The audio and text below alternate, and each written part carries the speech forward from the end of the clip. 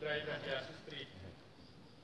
milí priatelia, poľovníci, priatelia prírody, chcem vás všetkých privítať na dnešnom slávnostnom dni pre túto poľovníckú oblasť, kde sa schádzajú nielen tí, ktorým je príroda veľmi blízka, ale aj tí, ktorí majú vzťah k prírode, aby sme poďakovali tomu, ktorý nám toto bohatstvo, toto všetko bohatstvo dal do rúk, aby sme ho správovali samozrejme s rozumom, aby sme ten dar, ktorý sme dostali, nádheru prírody,